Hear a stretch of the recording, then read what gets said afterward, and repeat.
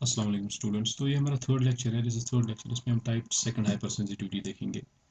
Hyper sensitivity reactions का third lecture है ये। इस जो टाइप सेकंड हाइपर सेंसिटिविटी है, टाइप सेकंड हाइपर सेंसिटिविटी, इसको हम जनरली साइटोलिटिक और साइटोटॉक्सिक रिएक्शन भी बोलते हैं। क्यों?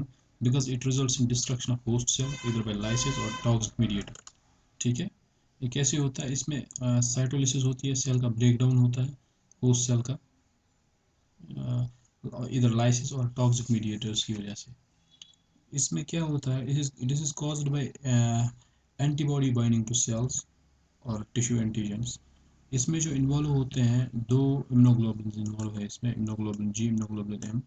ये इंपॉर्टेंट है, ये चीज़ याद रख लेना। इस एक चीज़ इसमें याद रखनी है आपको, साइटोलिसिस होती है। नंबर टू इस इसमें कौन सा इम्यूनोग्लोबुलिन इन्वॉल्व है? It is immunoglobulin G, immunoglobulin M. और कॉन्सिक्वेंसेस क्या है इसकी? एंटीजन एंटीबॉडी इंटरेक्शन होगी। Antigens are found on cell surfaces, जैसे इम्यूनोग्लोब, जैसे आरबीसीज पे ये होते हैं एंटीजेंस, उनके खिलाफ इम्यूनोग्लोबुलिन्स बाइंड होंगे। इसमें एग्जांपल अगर हम देखेंगे, ब्लड ट्रांसफ्यूजन या आरएच इनकम्पेटिबिलिटी जो होती है, या एचडीएन की बात की थी हमने, उसको हम हीमोलिटिक डिजीज ऑफ न्यूबॉर्न बोलते हैं। इसमें हम अगर देखें type two hyper sensitivity reactions, जो मैंने पहले ही बताया, उस चीज़ को यहाँ पे देखो आप। Antibody, these are antibody mediated reactions that cause host tissue damage when antibodies directly bind to the antigens on the cell surfaces and result in the cellular destruction. Cell जैसे एंटीबॉडीज बाइंड हो गई इस पे, तो इसका cell का destruction होगा, cellular destruction होगा। Now we will see the main features of this type 2 hypersensitivity reactions. इस टाइप 2 हाइपरसेंसिटिविटी को कौन सी चीज़ ट्रिगर करती है? सेल्फ एंटीजेंस, जो सेल होती है उसमें अपने एंटीजेंस, जैसे आरबीसीज, या मॉडिफाइड और अल्टर्ड सेल्फ एंटीजेंस, जैसे ऑलरेडी जो एंटीजेंस उस पर प्रेजेंट हैं सेल पे, फिर पेंसिलिन भी अटैच हो गया, तो इसको बोलते हैं मॉडिफाइड और अल्टर्ड एंटीजन। या एलो एंटीजेंस। एलो एंटीजेंस का मतलब होता है non self antigens from the members of same species. जैसे ह्यूमंस जो है, एक ह्यूमन जैसे है, जिसको हम टिश्यू ग्राफ्टिंग बोलते हैं, एक पर्सन का किडनी हमने एक पर्सन की दे दी दूसरे पर्सन को, that is called non self antigen. जैसे मैंने बताया था, एमएससी मॉड्यूल्स पे प्रेजेंट होते हैं, वही डिटरमाइन करते हैं whether it will be accepted और नॉट। ठीक है, जैसे इसमें एबीओ ब्लड ग्रुप हम ब्लड हम ट्रांसफ़र करते हैं एक पेशेंट से दूसरे पेशेंट में, एक इंसान से दूसरे इंसान में ब्लड ट्रांसफ्यूजन करते हैं, that those are called allo antigens या Rh blood grouping group antigens, these are called allo antigens. इसमें जो बाकी टिश्यूज इन्वॉल्व होते हैं, सेल्स इन्वॉल्व होती है टाइप सेकंड हाइपर सेंसिटिव में, दैट इज मैक्रोफाइज होती है, न्यूट्रोफिल्स होते हैं, इसिनोफिल्स होते हैं, नेचुरल किलर सेल्स है, कम्प्लीमेंट प्रोटीन्स है। इसमें अगर हम एग्जांपल्स की बात करें, कौन कौन सी डिजीज इसमें आती है, जैसे हीमोलिटिक एनीमिया आता है, ब्लड ट्रांसफ्यूजन रिएक्शंस आती है, इनकम्पेटिबिलिटी आती है, एचडीएन के बारे में बात की थी हमने, सडन प्लेटलेट डिसऑर्डर्स आते हैं इसमें, टिश्यू ट्रांसप्लांटेशन रिजेक्शन आती है इसमें, हीमोलिटिक एनीमिया आता है, पर्निशियस एनीमिया आता है, इम्यून थ्रोम्बोसाइटोपेनिया आता है, ट्रांसफ्यूजन रिएक्शंस जो मैंने अभी बताया, हशामटोज थायरॉइडिटिस जो आपका एक ऑटोइम्यून डिसऑर्डर है, Graves disease autoimmune disorder, myasthenia Graves autoimmune disorder है, फार्मर्स लंग्स है, हीमोलिटिक डिजीज ऑफ न्यूबॉर्न। ये सारी जो एग्जांपल्स है, इसकी एग्जांपल्स है ये टाइप 2 हाइपर सेंसिटिविटी की। ये एग्जांपल्स आपको याद रखनी है, इस पे क्वेश्चन आता है। अब इसमें मेन मैकेनिज्म क्या है, टिश्यू कैसे डैमेज होता है? कंप्लीमेंट एक्टिवेशन होता है इसमें, ऑप्सनाइजेशन और ऑप्सनाइज्ड फैगोसाइटो।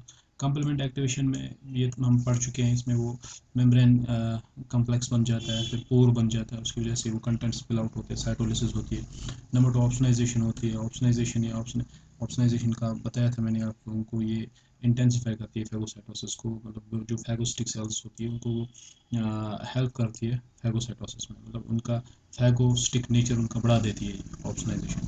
ये भी हम डिस्कस कर चुके हैं। इसमें अब रहता है ये antibody dependent cell mediated cytotoxicity, जिसको हम एडीसीसी बोलते हैं, इसको हमें डिस्कस करना है बस।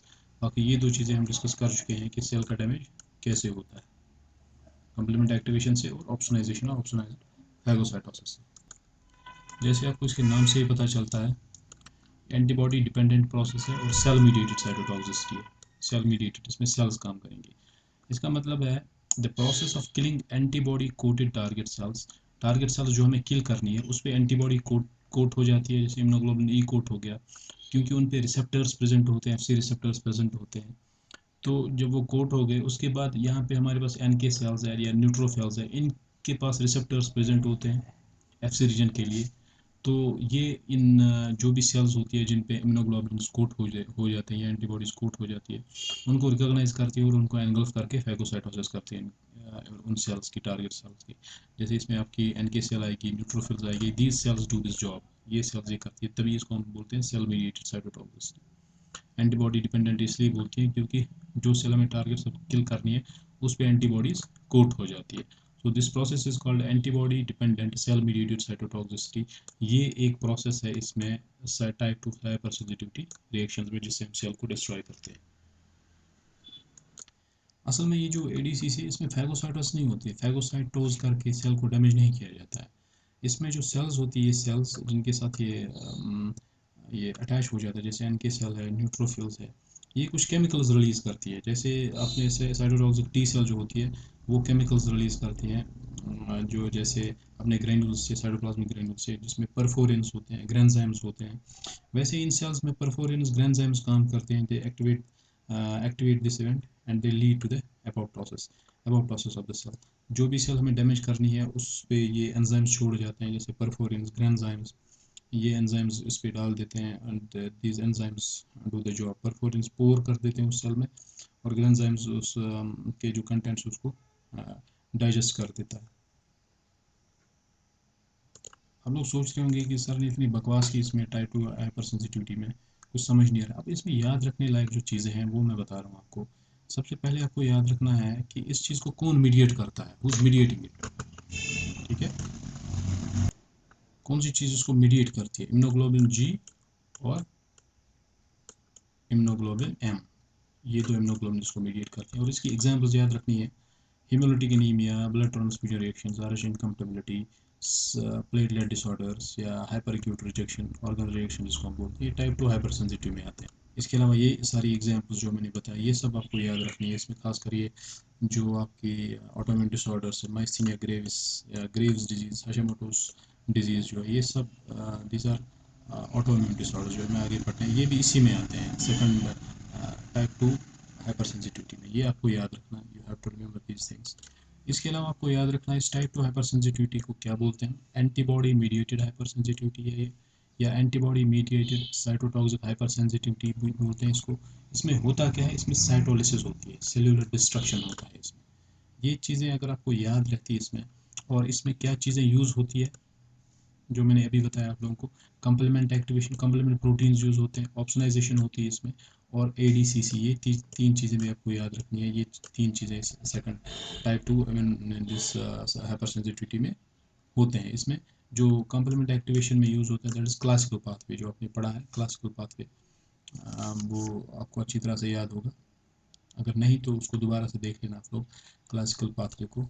तो वही क्लासिकल पाथवे इसमें सेल्यूलर डैमेज करती है कंप्लीमेंट एक्टिवेशन में, या ऑप्सोनाइजेशन जो है, ऑप्सोनाइजेशन यूज़ होती है, और antibody dependent cell mediated cytotoxicity है। इस पर क्वेश्चन आता है, एडीसीसी जो रिएक्शन है किस में यूज़ होती है, it is used in type 2 hyper sensitivity to for the cytolysis.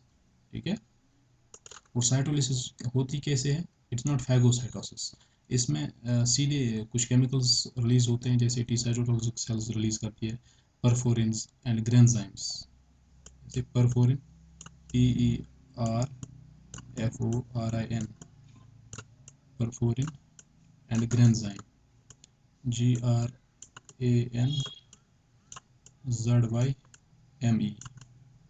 Perforins and ग्रेन्जाइम्स।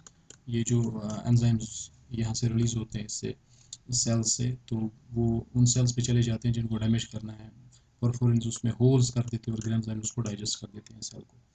इस तरह से पूरी सेल डैमेज हो जाती है हाइपर सेंसिटिविटी टाइप 2 रिएक्शन में।